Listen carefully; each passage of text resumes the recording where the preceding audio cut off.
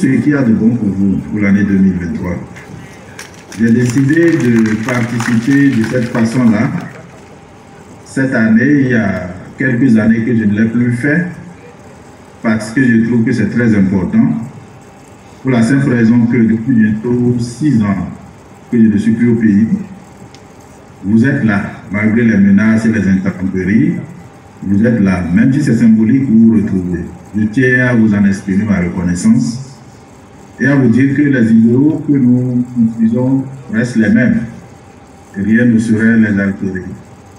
Je voudrais alors souhaiter que cette année qui va s'ouvrir bientôt dans ma terre d'accueil et sur ma terre d'accueil où je suis ici, aux États-Unis, qu'elle soit pour nous l'année du Bénin. L'année au cours de laquelle le Bénin amorce une nouvelle dynamique, une dynamique qui soit totalement orientée vers la reconstruction de notre vivre ensemble, de la cohésion qui a toujours caractérisé notre communauté et de l'instauration de la paix, que ce soit la paix divine que la paix personnelle en chacun de nous. Je souhaite aussi que l'année renforce en nous la capitale richesse en matière de sagesse que Dieu a mise en nous et que ce capital-là nous serve à construire notre communauté. Je tiens à vous remercier parce que je vois certains parmi vous qui sont devenus pratiquement des hommes présents, comme par exemple les événements que je vois tout à l'heure à Gouka et il y a eu un événement à 23h à Calaville est déjà là. Le Daniel, Justin et notre grand frère Athieu. Pareil que vous tous qui êtes là. Je voudrais vous dire que ce qui caractérise les vrais hommes, c'est la constance dans l'engagement. Et qu'il faut que cette constance-là reste. Parce que les hommes peuvent changer, mais l'idéal ne change pas. C'est ce qui motive mon engagement. Je m'en voudrais de finir, il s'agit d'une occasion de fête, sans vous rassurer que je vais très bien comme vous le sentez. Et je suis plus que jamais debout pour maquiller le nôtre. Pas un combat pour faire disparaître d'autres avant que nous n'existions. Un combat pour construire pour nous, pour construire un idéal qui soit profitable à tout le monde. Un combat dans lequel nous pensons que ce qu'il vaut pour le pays, c'est la vie dans la fraternité, c'est l'unité nationale, le renforcement de notre tissu social, c'est la reconstruction de notre vie ensemble. Et c'est à ce que nous sommes en train de nous battre. Et comme vous le savez aussi, cette fin d'année coïncide avec un événement majeur dans notre pays, événement qui a un caractère historique. C'est la première élection inclusive depuis que la présidente est installée au pouvoir. Je voudrais vous inviter à utiliser l'occasion pour montrer que le combat que nous avons toujours fait et que nous avons fait jusqu'ici n'était qu'un combat qui vise la démocratie.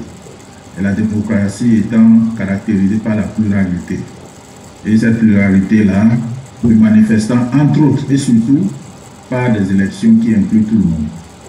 Il est alors question aujourd'hui qu'une petite porte ayant été ouverte, je nous invite à aller prouver notre caractère d'homme démocratique, de démocrate, à travers ces élections-là, en soutenant massivement le parti politique, les démocrates, qui a une option naturelle que le peuple lui-même a fait. Mais ceci étant, les périodes électorales sont des périodes généralement ouvertes à toute forme de dérapage.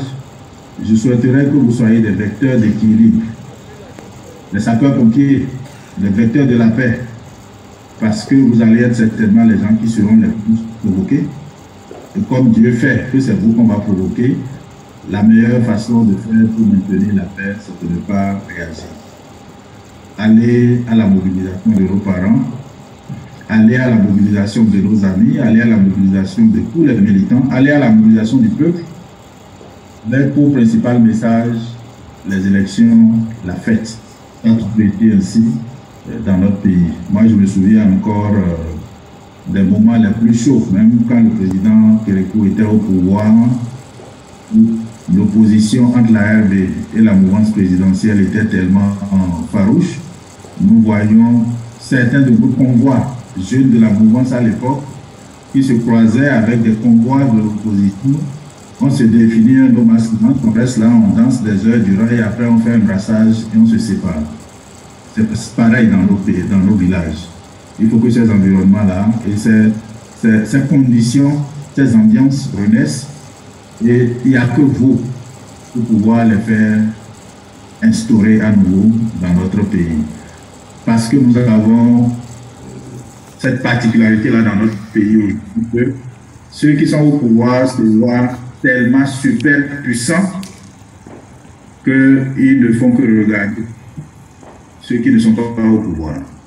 Et vous voyez déjà un peu les quelques dérapages verbaux que nous avons de candidats qui sont de la mouvance et qui ont tout pour aller vendre le bilan de ce qu'ils ont fait depuis 7 ans, mais qui en lieu et place de ça, pour de vendre le bilan, surtout le gouvernement, qu'ils soutiennent a fait pendant 7 ans, pour voir si le peuple adopte ce bilan-là ou le rejette. Donc, ce qu'ils font, c'est de menacer. Je crois que c'est pour moi, c'est une transition. Et cette transition-là, c'est ensemble que nous devons la construire. Une transition, bien évidemment, le dérapage que nous avons aujourd'hui vers un atterrissage qui soit vers la société idéale que nous avons toujours vécue jusqu'ici. En conclusion, dans cette année qui sera l'année du Bénin et qui sera votre année, je vous investis de la mission de faire en sorte que la construction de notre vie ensemble commence par vous.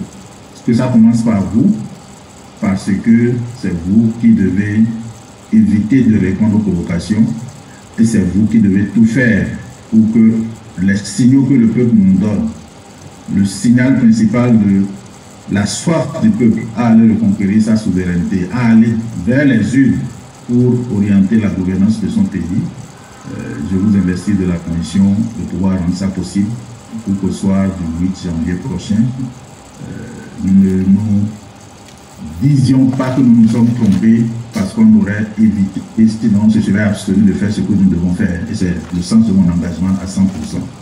Et je pense qu'il n'y a aucune volonté manifeste qui puisse empêcher l'expression d'une volonté populaire. Aucune puissance individuelle ne peut empêcher le peuple d'exprimer sa volonté. Et l'expression de la volonté du peuple a toujours été en faveur au service des dirigeants éclairés. Parce qu'on gouverne d'abord pour le peuple, et lorsqu'on a l'humilité d'écouter ce peuple-là, on fait des choix qui nous mettent nécessairement en harmonie avec ce peuple et vous gouvernez avec la paix et la quiétude qu'il faut.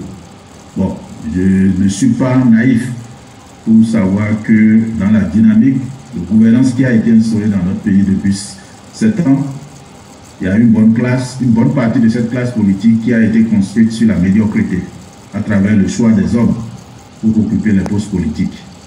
Et vous convenez donc avec moi que pour des gens qui n'ont jamais rêvé d'être conseillers dans leur quartier, qu'on a nommé député et à qui on donne de gros salaires, ce serait difficile pour eux d'accepter qu'il y ait un changement. Et je crois que vous rendrez service au président Patrice Talon lui-même, ne serait-ce que pour le temps que Dieu voudra qu'il reste encore au pouvoir à la tête de notre pays. Vous lui rendrez service en le dotant d'un parlement qui soit véritablement un parlement du peuple et non un parlement de gens nommés pour aller regarder dans la même direction, aller servir comme des robots à qui on dit faites ci et faites ça, qui votent des lois sans savoir même le contenu de ces lois-là. C'est un service que vous lui rendriez en le faisant. Et je crois qu'il est suffisamment intelligent pour ne pas empêcher la dynamique qui est en cours d'aller jusqu'à la fin, parce qu'il en sera le principal bénéficiaire à la fin. Parce que pour une fois, il aura un parlement qui lui permettra de voir les erreurs qu'il a commises et s'il peut disposer du temps qui lui reste pour pouvoir corriger ça, je crois que ce serait à son avantage. Parce que d'une manière ou d'une autre, il quittera là. Et c'est à lui-même de choisir la façon dont il est rentré dans l'histoire. Il peut choisir de rentrer dans l'histoire par la grande porte, comme Kérékou l'a fait, après les 27 ans après les années de révolution, comme il peut choisir de continuer à suivre les gens qui ont leur agenda et qui l'entourent et qui lui donnent ce sur quoi il s'assoit aujourd'hui pour penser qu'il reste dans l'absolu. Je pense et j'ai la conviction que c'est un déclic qui est en cours au niveau de notre pays. Et quelles que soient nos positions, il est de notre devoir de faire en sorte que pour vous qui êtes à l'intérieur, vous puissiez avoir la possibilité de contribuer à travers nos appuis aussi de l'extérieur et notre contribution, vous puissiez contribuer à rendre effectif cet idéal que nous visons pour notre communauté. Une fois encore, bonne et heureuse année. Je sais, la fête, elle avait pris une dimension, mais depuis 6 ans, vous fêtez dans la sobriété. Merci d'avoir maintenu la tradition et de l'avoir perpétuée. Les dimensions qu'elle avait prises il y a un passé récent seront encore restaurées et réinstallées, réinstaurées et restituées sous peu par la grâce de Dieu. Merci beaucoup pour votre amour. Merci pour votre ténacité. Merci pour votre résilience. Et je voudrais vous dire que demain n'est pas loin et le temps reste notre meilleur allié. Je vous remercie et bonne chose à vos familles. Merci beaucoup.